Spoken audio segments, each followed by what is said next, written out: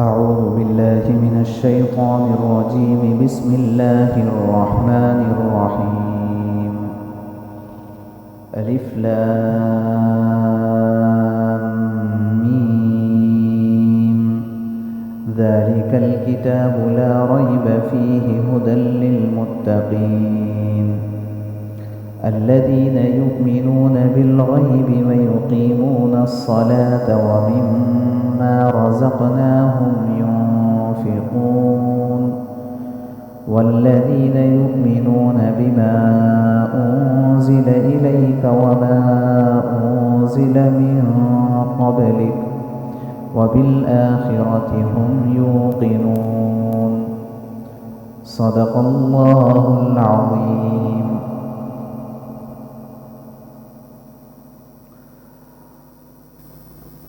بسم اللہ الرحمن الرحیم. اللہ کے نام سے شروع کرتا ہوں جو بڑا مہربان نہایت رحم کرنے والا ہے. الف لام میم. ذالک الکتاب لا ریب فیہ. یہ اللہ کی کتاب ہے، اس میں کوئی شک نہیں. ھدی للمتقین، متقی لوگوں کے لیے راستہ دکھلانے والی ہے.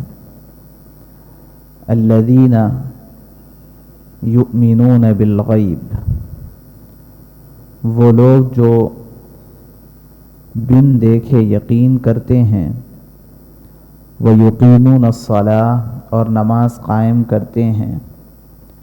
ومما رزقناہم ینفقون، اور جو کچھ ہم نے ان کو دیا ہے اس میں سے خرچ کرتے ہیں. والذین یؤمنون بما انزل الیک، اور جو اس وحی پر ایمان لاتے ہیں جو آپ پر اتاری گئی. وما انزل من قبلک، اور اس پر بھی جو آپ سے پہلے اتاری گئی. وبالآخرۃ هم یوقنون، اور آخرت پر وہ یقین رکھتے ہیں. اولئک علی ھدی من ربہم، یہی وہ لوگ ہیں جو اپنے رب کی جانب سے ہدایت پر ہے. واولئک ھم المفلحون، اور یہی لوگ ہیں جو کامیابی کو پہنچنے والے ہیں. جیسا کہ ہم سب کو معلوم ہے کہ گزشتہ چند مہینوں سے یہ تفسیری سلسلہ جاری ہے، اور پہلے آخری کی 10 صورتیں اور سورہ فاتحہ کی تفسیر کا مرحلہ تھا. چونکہ اکثر نمازوں میں پڑھی جانے والی صورتیں اور اکثر و بیشتر زیادہ تر لوگوں کو یاد رہنے والی صورتیں یہی ہیں. اس کی تکمیل کے بعد اب سورہ بقرہ سے باضابطہ سلسلے کا آغاز ہے.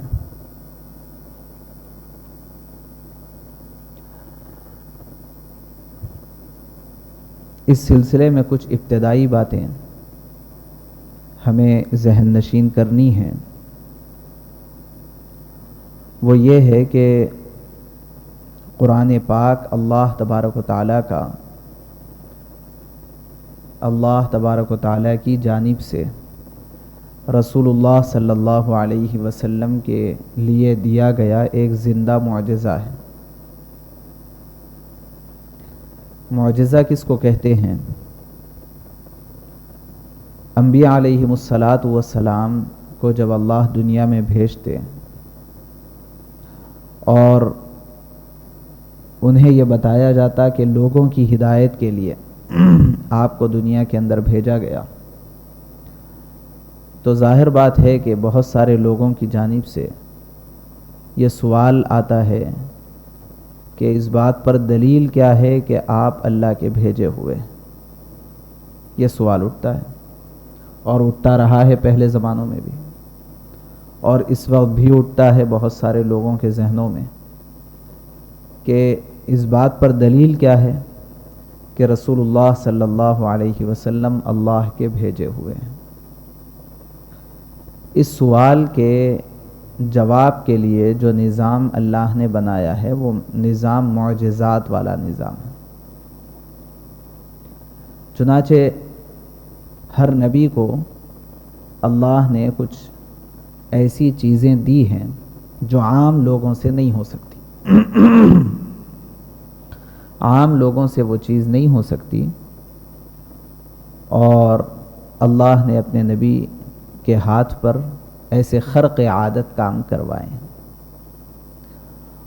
اور وہ نبی لوگوں کو کہتے کہ مجھے اللہ کی جانب سے بطور علامت اور بطور معجزہ یہ کام دیا گیا۔ حضرت صالح علیہ السلام کی قوم نے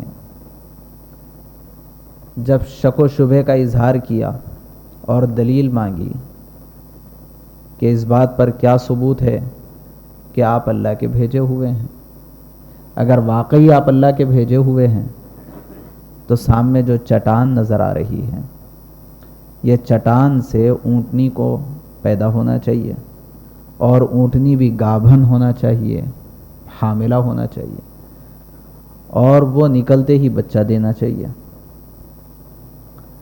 تو اللہ تبارک و تعالی نے اپنی قدرت سے قوم کے مطالبے پر یہ پروف کرنے کے لیے کہ واقعی حضرت صالح علیہ السلام اللہ کے برحق نبی ہیں، یہ پروف کرنے کے لیے اللہ نے نظام ایسا بنایا کہ ان کے مانگتے ہی سامنے چٹان سے اونٹنی نکلی، گابھن تھی، اور نکلنے کے بعد اونٹنی نے بچہ دیا۔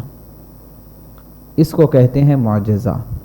دوسرے لوگوں کے لیے یہ بات ممکن نہیں ہے کہ وہ کسی پتھر سے کسی جاندار کو نکال لے، بلکہ اونٹنی کو نکال لے۔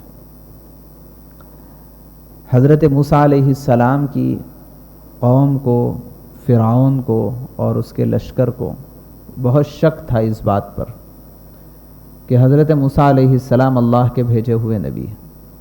مسئلہ یہ ہے کہ جب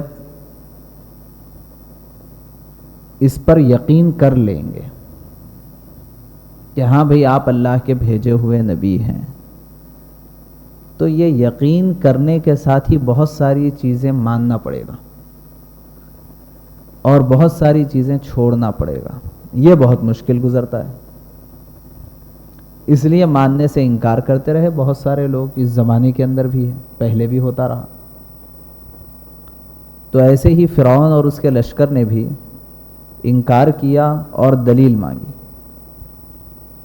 بطور دلیل اللہ نے حضرت موسیٰ علیہ السلام کی لاٹھی کے اندر یہ خصوصیت رکھی کہ جب اس ارادے سے کہ یہ لاٹھی سانپ بن جائے، اس ارادے سے وہ لاٹھی حضرت موسیٰ علیہ السلام زمین پر ڈالتے تو وہ سانپ بن جائے۔ کوئی دوسری لاٹھی ایسا نہیں ہو سکتی تھی۔ اب یہ لاٹھی جو حضرت موسیٰ علیہ السلام کے پاس تھی، یہ پروف کرتی تھی اس بات کو کہ واقعی حضرت موسیٰ علیہ السلام اللہ کے نبی ہیں۔ اسی وجہ سے ایک ایسا کام جو دوسروں کے ہاتھ پر نہیں ہو سکتا، حضرت موسیٰ علیہ السلام کے ہاتھ پر ہو رہا ہے، اور وہ پیش بھی ایسے ہی کرتے تھے، ایسے ہی پریزنٹ کرتے تھے اس کو۔ اور اس کی بنیاد پر بہت سارے لوگوں کو بات سمجھ میں آتی تھی، اور جب یہ یقین ہو گیا کہ واقعی یہ شخصیت اللہ کی جانب سے بھیجی ہوئی ہے تو ان کی باتوں کو ماننے میں سہولت بھی ہوتی تھی۔ لیکن مسئلہ یہ تھا کہ جو کوئی نبی اس دنیا میں تشریف لاتے ان کے معجزات ان کی زندگی تک رہتے، جب وہ اس دنیا سے رخصت ہو جاتے تو معجزہ باقی نہیں رہتا۔ حضرت موسیٰ علیہ السلام تو دنیا سے رخصت ہو گئے۔ ہم ترکی گئے، وہاں کے میوزیم میں عصا رکھا ہوا ہے جس کے بارے میں کہا جاتا ہے کہ یہ حضرت موسیٰ علیہ السلام کا عصا ہے، ہم نے بھی دیکھا ہے، لیکن سانپ نہیں تھا، وہ تھوڑا بہت سانپ کی شکل میں تھا مگر سانپ نہیں تھا، اور نہ ہی آج وہ عصا سانپ بن سکتا ہے۔ تو نبی رخصت ہو گئے تو معجزہ ختم ہو گیا۔ اب اس لاٹھی کے اندر یہ طاقت نہیں ہے کہ وہ سانپ بن جائے، یہ اس کے اندر کوئی قدرت نہیں ہے۔ تو جو معجزات ہوا کرتے ہیں وہ معجزات نبی کی زندگی تک ہوتے ہیں، کیونکہ رسول اللہ صلی اللہ علیہ وسلم سے پہلے جتنے انبیاء آئے ہیں ان میں سے کوئی بھی نبی ایسے نہیں رہے جو ہمیشہ کے لیے قیامت تک کے لیے نبی بنا کر کے بھیجے گئے۔ سب سے اخیر میں اللہ تبارک و تعالی نے حضرت محمد الرسول اللہ صلی اللہ علیہ وسلم کو نبی بنا کر کے بھیجا، اور آپ نے اعلان کیا انا خاتم النبیین لا نبی بعدی، میرے بعد کوئی نبی نہیں، میں آخری نبی ہوں، قیامت تک کوئی نبی آنے والا نہیں ہے۔ جب قیامت تک کوئی نبی نہیں آنے والا ہے اور آپ کی نبوت قیامت تک ہے تو اب دو حال سے خالی نہیں، یا تو آپ قیامت تک زندہ رہیں، یا یہ ہے کہ آپ اگرچہ کہ اس دنیا سے پردہ فرما چکے ہوں لیکن قیامت تک آپ کی نبوت پر دلیل باقی رہے، ایسی چیز باقی رہے جو آپ کی نبوت کو ثابت کر رہی ہو، کیونکہ آپ قیامت تک آنے والے لوگوں کے لیے نبی ہے۔ اس بات کی ضرورت ہے، یہ ریکوائرمنٹ ہے۔ یعنی جب آپ صلی اللہ علیہ وسلم آخری نبی ہیں اور قیامت تک کوئی نبی آنے والے نہیں ہیں، تو ضرورت اس بات کی ہے کہ یا تو آپ قیامت تک حیات رہیں، یا آپ حیات نہ رہیں تو کوئی ایسی علامت رہے جو قیامت تک آپ کے نبی برحق ہونے کا اعلان کرتی رہے۔ اللہ نے اپنی مصلحت بالغہ سے رسول اللہ صلی اللہ علیہ وسلم کی زندگی کو قیامت تک دراز نہیں کیا۔ کیوں بھائی؟ بہت ساری مصلحتیں ہو سکتی ہیں۔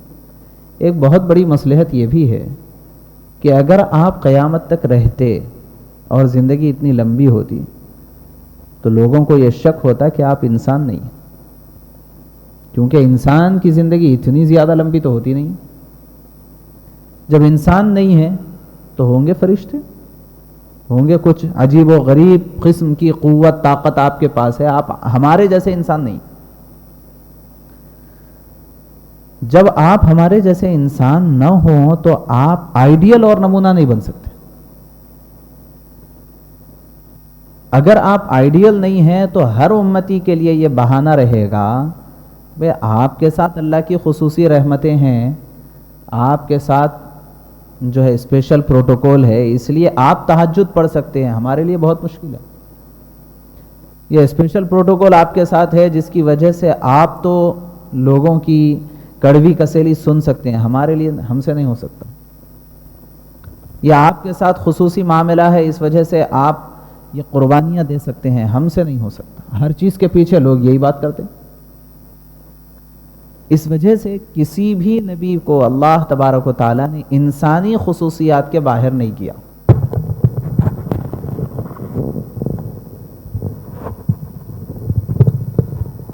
تو کسی بھی نبی کو اللہ نے انسانی خصوصیات کے باہر نہیں رکھا، بلکہ تمام کے تمام انبیاء انسانی خصوصیات کے دائرے میں رہے، اور یہی خصوصیات کے ساتھ رہنے کی وجہ سے وہ آئیڈیل بن سکے۔ اس لیے کہ ہم کو تہجد پڑھانے کے لیے فرشتوں کی مثال نہیں دی جا سکتی، ہم کو تلاوت کا اہتمام کروانے کے لیے فرشتوں کی مثال نہیں دی جا سکتی۔ ہاں بھائی فرشتے ہوں گے، وہ ایک الگ مخلوق ہے، وہ ہمیشہ ذکر و فکر میں لگے ہوئے رہتے ہیں، یہاں بیوی بچے سب ہے، ان کو پالنا ہے، دکان چلانا ہے، ملازمت کرنا ہے، سب کرنا ہے، اس کے بیچ میں یہ نمازاں بولے تو کیسا ہو سکتا؟ کوئی بھی یہ بہانہ بنا سکتا۔ اس وجہ سے ضرورت اس بات کی تھی کہ نبی ایسا ہو جو اسی قوم میں سے ہو جس قوم کے ہدایت کے لیے اسے بھیجا جا رہا ہے۔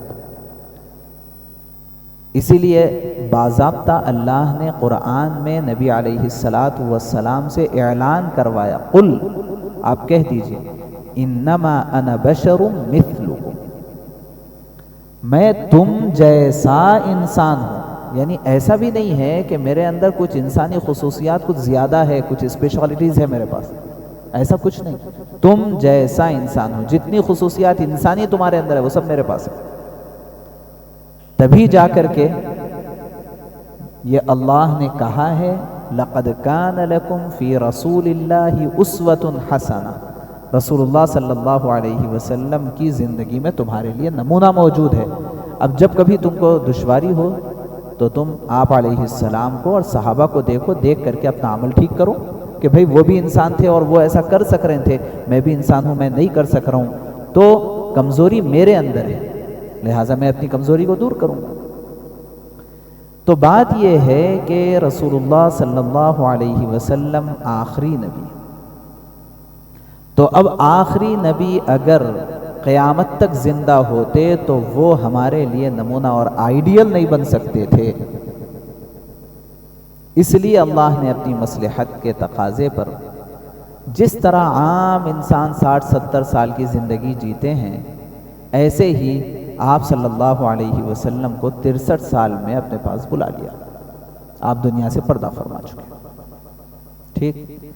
لیکن چونکہ آپ کی امت جو بعد میں آنے والی ہے، ان کو اس بات کی ضرورت رہ جاتی ہے کہ ہم کیسے یقین کریں گے کہ حضرت محمد الرسول اللہ صلی اللہ علیہ وسلم جو ابھی ہمارے درمیان میں نہیں ہیں، لیکن وہ اللہ کے نبی برحق تھے کہ ان کی ہر بات ہمیں ماننا ہے، ہم کیسے یہ یقین کریں گے؟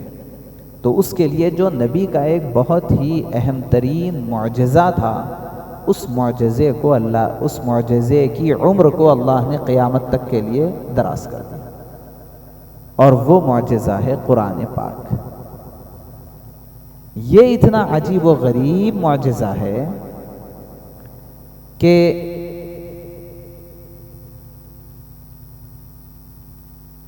آج تک اس کے زیر و زبر میں فرق نہیں آ سکا، عرصہ گزر گیا، آج تک اس کے اندر کسی قسم کی کوئی اونچ نیچ نہیں ہو سکی، اور ہم نے اس زمانے کے اندر دیکھا ہے، اب تک تاریخ میں، ہسٹری کے اندر ایسے بہت سارے واقعات لکھے ہوئے ہیں، موجود ہیں، کہ اس کو بدلنے کی کوشش کرنے والے خود بدل گئے، مگر قرآن نہیں بدل سکا۔ اور ہمارے پاس وسیم رضوی جو ہے، اس کا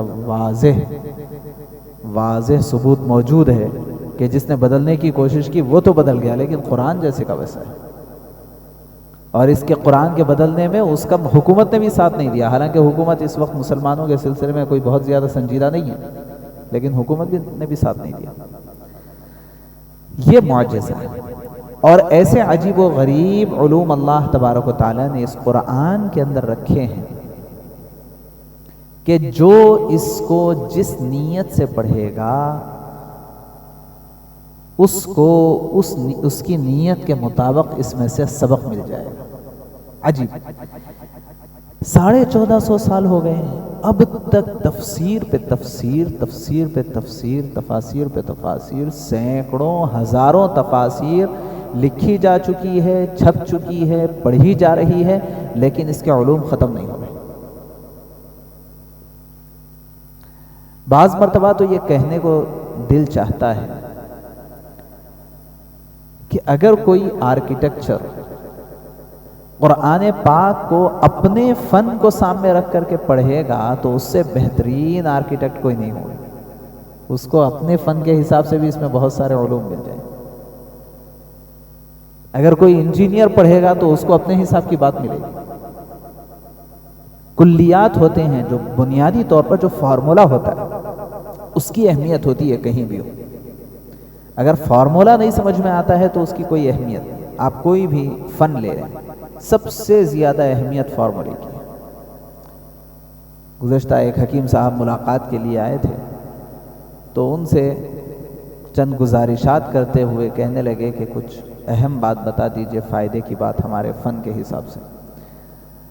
تو میں نے عرض کیا کہ بھئی دیکھو، قرآن اور حدیث میں اللہ نے اور رسول اللہ صلی اللہ علیہ وسلم نے بہت ساری طبی باتیں بھی بتلائی ہیں، میڈیکل سائنس بہت کچھ موجود ہے قرآن اور حدیث دونوں میں۔ اب یہ آپ کو طب نبوی مستقل کتاب ہے، مستقل فن ہے،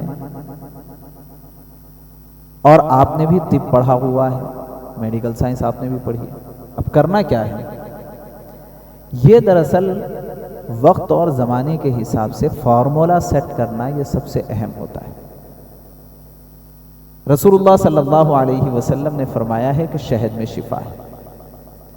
اس روایت کو سن کر کے ایک صحابی نے شہد کھایا اور پیٹ میں درد میں اور اضافہ ہو گیا، دوسرے دن آئے،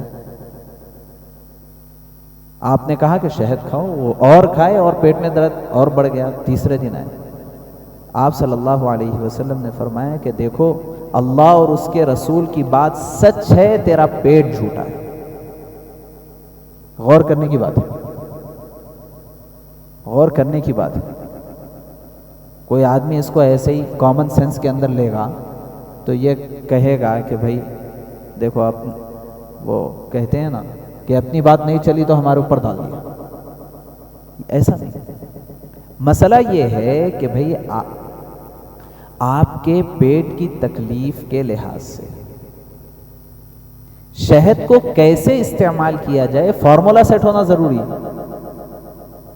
شہد گرم پانی کے اندر گرمی کا مزاج پیدا کر دیتا ہے، ٹھنڈے پانی کے اندر ٹھنڈا مزاج پیدا کر دیتا ہے، اور اس کی مقدار کی اہمیت ہوتی ہے کہ کب کتنے شہد میں کتنا پانی ملایا جائے اور کتنے شہد میں کتنا دودھ ملایا جائے، کیسے ملایا جائے، اس کے ساتھ اور کیا چیز ڈالی جائے، کتنی دیر اس کو پکایا جائے،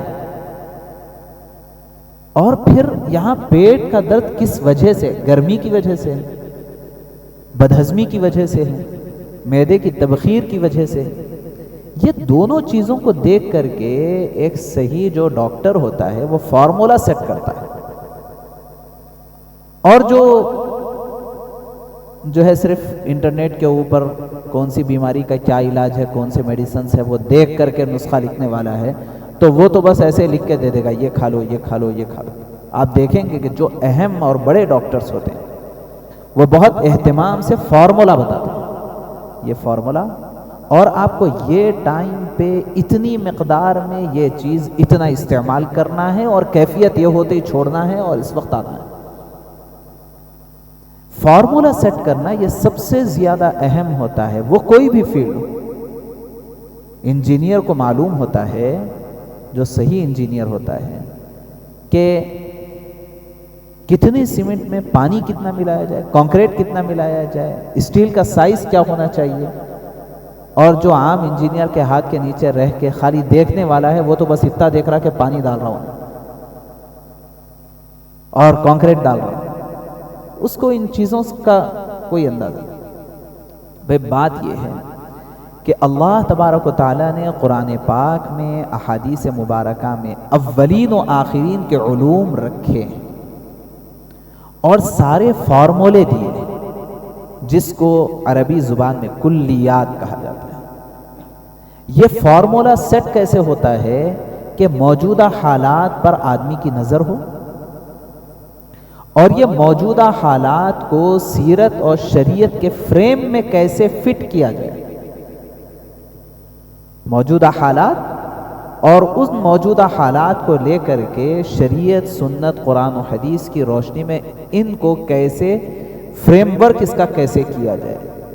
جب یہ پراپر طریقے سے ہو جاتا ہے تو اس کے نتیجے میں وہ بات 100% قابو میں آتی ہے کہ قرآن اور حدیث میں ہر زمانے کے مسائل کا حل موجود ہے،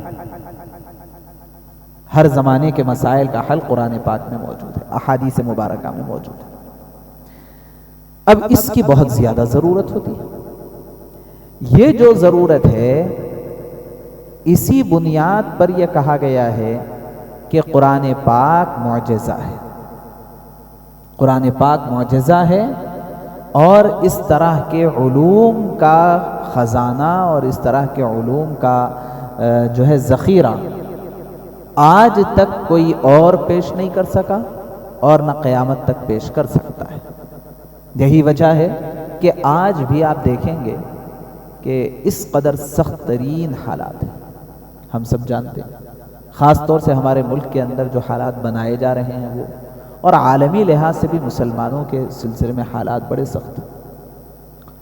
لیکن آپ حضرات کی نظر میں کس حد تک یہ بات ہے یا نہیں ہے، مجھے پتہ نہیں، لیکن میں اپنی ناقص نظر اور ناقص تجربے اور بہت کم عمری کے باوجود بھی ہم تو یہ بہت دیکھ رہے ہیں، بہت دیکھ رہے ہیں الحمدللہ، کیا بہت تیزی کے ساتھ لوگ ابھی بھی اسلام میں داخل ہو رہے ہیں۔ خود ہمارے پاس آتے ہیں کئی لوگ، کلمہ پڑھا دیجیے۔ مسئلہ یہ ہے کہ حالات کی وجہ سے اس کو بہت زیادہ کھولا نہیں جا سکتا، ٹھیک ہے، لیکن اسلام میں داخل ہو رہے ہیں، ایسے سخت حالات ہیں، اور ہمیں اس کا موقع بھی ملتا رہتا ہے۔ کیسے ہو رہا ہے؟ یہ اس قرآن پاک کا معجزہ ہے، یہ زندہ معجزہ ہے۔ کس کو کہتے ہیں؟ آگ جل رہی ہے لیکن کوئی چیز آگ میں آپ ڈال رہے ہیں وہ نہیں جل رہی ہے، اس ہر طرف نفرت کی آگ سلگ رہی ہے، اور جن لوگوں کی جانب سے یہ صورتیں حالات چلائے جا رہے ہیں ان میں سے لوگ نکل نکل کر کے یہیں آ رہے ہیں۔ اس کو کہتے ہیں قرآن پاک زندہ معجزہ ہے۔ اور آپ دیکھیں گے کہ یہ جو تبدیلی ہے، یہ جو ریولیشن ہے، یہ ہمارے اپنے اچھائیوں کی وجہ سے نہیں ہے۔ ایسا نہیں ہے کہ ماشاءاللہ بھائی مسلمان اتنے بہترین لوگ ہیں، ان کے اخلاق اتنے اچھے، اس سے متاثر ہو کے لوگ اسلام میں آ رہے ہیں، ان کے کاروبار اتنے اچھے، اس سے متاثر ہو کر کے لوگ اسلام میں آ رہے ہیں، ان کے گھریلو رہن سہن اتنا اچھا ہے کہ اس سے متاثر، ان کے شادیاں اتنے اچھے ہیں، اس سے یہ جتنا مسئلہ اس وقت ہے وہ ہمارے اپنی اچھائیوں کی وجہ سے نہیں، یہ قرآن پاک کو دیکھ کر کے، پڑھ کر کے، اسلام کے معاملے میں تحقیق کر کے اور اس کے بارے میں معلومات حاصل کر کے اور اس کے مقابلے میں دوسرے مذاہب اور اس کے بجھے ہوئے انداز کو دیکھ کر کے وہ یہ سمجھ رہے ہیں کہ بھئی زندہ مذہب تو بس اسلام، یہ اس کا زندہ معجزہ۔ اب یہ کہ جب یہ ایک اتنا زندہ معجزہ ہے اور اس کے اندر اتنے علوم و معارف ہے اور اتنے ہیرے اور جواہرات ہمارے گھروں کے اندر، ہماری مساجد کے اندر رکھے ہوئے ہیں، جس کو ممکن ہے ہم بعض مرتبہ پڑھتے بھی ہیں، یعنی تھوڑا سا اس کی نمائش بھی کرتے ہیں، اس کو دیکھتے بھی ہیں، سب کچھ، لیکن اس کی مثال ایسی ہے کہ دنیا کے سب سے زیادہ قیمتی ہیرے اور جواہرات کا صندوق اور اٹیچی اور ایک باکس میرے گھر میں رکھا ہوا ہے، لیکن اس کو لاک ہے، اور ایسا لاک ہے کہ جس کی چابی میرے پاس نہیں ہے، بس باکس ٹرانسپیرنٹ ہے، اس وجہ سے میں دیکھ تو سکتا ہوں کہ بھئی یہ ہیرے جواہرات ہے، لیکن اس سے کبھی فائدہ نہیں اٹھا سکتا۔ اس باکس کے سلسلے میں بہت زیادہ مشہور ہے کہ اس میں بہت سارے فوائد ہے، یہ میں سن تو سکتا ہوں مسجد میں اور مختلف جگہوں پر، لیکن اس باکس کے ہیرے جواہرات سے میں فائدہ نہیں اٹھا سکتا۔ تو بھائی ایسا باکس صرف رکھے رہ کے ٹھیک ہے، اس کے لیے تو بہت اچھی چیز ہے کہ بھئی آپ بھی باکس ہولڈر ہیں، یہ بھی ایک بڑی چیز ہے کہ بھئی بولتے نا، میں بھی آئی ٹی پے کرتا ہوں صاحب، بہت اس سے بولتے ہیں، پابندی سے زکوٰۃ دیتا ہوں بول کے تو اتنا جم کے نہیں بولتے ہوں گے جتنا جم کے آئی ٹی پے کرتا ہوں۔ ایک ہے بھئی، ایک اچھی چیز سمجھی جاتی، آپ صاف ستھرے آدمی ہیں بول کے بتانے کے واسطے وہ ایک اچھی بات ہے۔ میں بھی کارڈ ہولڈر ہوں، میں امریکن، میں یو ایس پاسپورٹ ہولڈر ہوں، کیسا بولتے ہیں؟ ٹھیک ہے، ایک حساب سے ایسے وہ ہیرے جواہرات کا باکس رکھے رہنے کے لحاظ سے تو یہ ہے کہ ہاں بھئی میں بھی باکس ہولڈر ہوں، میرے گھر میں بھی قرآن پاک ہے، اس حد تک تو صحیح ہے بھائی۔ مگر یو ایس پاسپورٹ ہولڈر اگر اپنے پاسپورٹ سے وہ فائدہ نہ اٹھائے جو فائدہ اس سے اصل حاصل ہونے کا ہے، وہ نہ اٹھائے، تو بس صرف بولنے کی حد تک ہی ہے، اس سے زیادہ کچھ بھی نہیں۔ ایسے ہی قرآن پاک ہمارے گھروں میں ہماری مساجد میں، اور اس کا کچھ کچھ حصہ ہمارے سینے میں.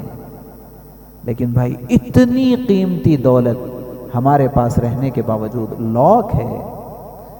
اس بات کی ضرورت ہے کہ اس سے بھرپور فائدہ اٹھانے کے لیے. اور کیا فائدہ؟ کہ یہ دراصل بالکل ہماری زندگی کو لے کر کے شائن کر دیتا ہے، غیر معمولی ہماری زندگی کے اندر چینج لاتا ہے، اور کافی ہر اینگل سے یہ ڈیولپمنٹ لاتا ہے. صرف ہمارے نمازوں کو صحیح کرتا ہے ایسا نہیں، ہر اینگل سے، بلکہ ہمیں یہ اس حد تک بہترین بناتا ہے، ہماری پرسنالٹی کو ایسے ڈیولپ کرتا ہے کہ جس کمپنی میں ہم کام کر رہے ہوں وہ کمپنی ہمیں چھوڑنے کے لیے تیار نہیں ہوگی، اتنا یہ ڈیولپ کرتا ہے. ہماری ویلیو کو ایسے یہ کریٹ کرتا ہے کہ جس کے نتیجے میں ہم جہاں جاتے ہیں وہاں پر ہم ہی سب سے زیادہ اس جگہ کے اہم ترین فرد ہو جاتے ہیں، ہم مطلوب ہو جاتے ہیں، دوسرے لوگ ہمارے محتاج بن جائیں. یہ ہماری شخصیت کے اندر ایسا غیر معمولی چینج لائے گا. لیکن ہم اس کو چھوڑ کر کے بہت سارے دوسرے سورسز کو ہم اپنی شخصیت کو شائن کرنے کے لیے، اپنی پرسنالٹی کو ڈیولپ کرنے کے لیے ہم بہت سارے دوسرے سورسز کو تو اویل کریں گے، لیکن قرآن پاک کو ہم اتنی اہم ترین رہتے ہوئے فائدہ نہیں اٹھائیں گے. تو یہ ہمارے لیے بڑے نقصان کی چیز ہے. اور لاک اس وجہ سے ہے کہ اس کو سمجھنے کے لیے جو بیسک، میں کہہ رہا ہوں 3 بار کہوں گا، اس کو سمجھنے کے لیے جو بیسک عربی کا ریکوائرمنٹ ہے، اس کو سمجھنے کے لیے جو بیسک عربی کا ریکوائرمنٹ ہے، اس کو سمجھنے کے لیے جو بیسک عربی کا ریکوائرمنٹ ہے، میں نے دنیا کی مختلف زبانیں سیکھنے کے باوجود بھی اس بیسک عربی کی جانب کوئی خاص توجہ نہیں دی. ضرورت اس بات کی ہے کہ قرآن پاک کے وہ تمام مواقع ہیں جو میری زندگی میں تبدیلی لانے کے لیے اللہ نے بیان کی ہے، وہ قوموں کے واقعات ہوں، وہ انبیاء کے واقعات ہوں، وہ دنیا میں اللہ کی بنائی ہوئی مختلف نعمتوں اور اللہ کی بنائی ہوئی مختلف قدرت کے نظاروں کی شکل میں ہو، وہ جنت کے باغات اور نہروں کے شکل میں ہو، وہ جہنم کے سخت ترین حالات کے شکل میں ہو، وہ قبر کے حالات کے سلسلے میں ہو. میری شخصیت کو بنانے کے لیے جو قرآن پاک کا 95% حصہ اللہ نے رکھا ہے، میں اس 95% حصے سے بھی محروم ہوں. قرآن پاک میں احکام اور مسائل کی تو 500 کے لگ بھگ آیات ہے بس، اس کے علاوہ پورا کا پورا قرآن اللہ نے میری شخصیت کو شائن کرنے کے لیے رکھا ہے، مجھے ترقی پہنچانے کے لیے اللہ نے رکھا ہے. اب اس بات کی ضرورت ہے آج کے اس سبق کے اندر. میری ایک درخواست یہ ہے کہ جہاں ہم قرآن پاک کو پارے 1 سورہ بقرہ سے شروع کرنے والے ہیں انشاءاللہ 1-2 ہفتوں میں، تو اس کے ساتھ ساتھ ہم یہ بھی ارادہ کریں کہ جس طرح ہر ضرورت کی اور نئی چیز کی ٹریننگ لینے کا میرا اپنا مزاج ہے، آپ کا اپنا مزاج ہے. آپ کی کمپنی کے اندر، آپ کے آفس کے اندر ہر سال کچھ ٹریننگ سیشنز ہوتے ہیں جس کے اندر آپ کا باضابطہ ایگزام بھی لیا جاتا ہے، اور اس ٹریننگ کے ذریعے سے آپ کو اپنے فیلڈ کے اندر اپڈیٹ رہنے کے حوالے سے آپ کو تیار کیا جاتا ہے، اور اس کو آپ بہت اچھی چیز سمجھتے ہیں. ایسے ہی میری اور آپ کی زندگی کے لیے قرآن پاک کا بھی ایسا ہی معاملہ ہے. ٹھیک ہے، اب تک کچھ نہیں ہوا، اب آگے اس سلسلے میں کچھ تھوڑے بہت ہلکے کلاسز لے کر کے قرآن پاک کو سمجھنے کے حوالے سے کچھ فکر شروع کرنا چاہیے، تاکہ میرے حصے میں آنے والی جو ہدایت قرآن میں چھپی ہوئی ہے میں اپنے حصے کی ہدایت قرآن میں سے تلاش کر سکوں. اس کا ارادہ کرنا چاہیے، اور یہ اگر ہم چاہتے ہیں تو بہت آسان ہے، اور اس کے لیے ہم کو بہت زیادہ پریشان ہونے کی ضرورت نہیں ہے. اور میرے خیال میں آج کا سب سے اہم ترین سبق یہی ہے کہ حضرت موسیٰ علیہ السلام کا عصا اگر مکہ مسجد میں لا کر کے رکھ دیا جائے اور اعلان کر دیا جائے تو صرف یہ نہیں کہ حیدرآباد کے روڈ جام ہو جائیں گے اس کو دیکھنے کے لیے، بلکہ پورے ٹرین اور پورے فلائٹس جام ہو جائیں گے. لوگ اتنے اس عصا کو دیکھنے کے لیے آئیں گے مکہ مسجد. حالانکہ وہ زندہ معجزہ نہیں ہے، اس میں اب سانپ بننے کی صلاحیت نہیں ہے، لیکن ایک زندہ معجزہ ہم میں سے ہر ایک کے گھر میں موجود ہے. اس سے فائدہ اٹھانا یہ ہم میں سے ہر ایک کی ذمہ داری ہے. اس وجہ سے اس کی جانب سے اب تک جو غفلت چل رہی ہے اس کو ختم کر کے قرآن پاک کو سمجھنے کے سلسلے میں بھی فکریں آج سے ہمیں شروع کرنا چاہیے، اور اس سلسلے میں اللہ سے دعائیں کرنا چاہیے. اللہ سے دعا ہے اللہ ہم سب کو کہنے اور سننے سے زیادہ عمل کی توفیق نصیب فرمائے. سبحان اللہ وبحمدہ، سبحانک اللہم وبحمدک، نشہد ان لا الہ الا انت، نستغفرک ونتوب الیک. سبحان ربک رب العزة عما یصفون، والسلام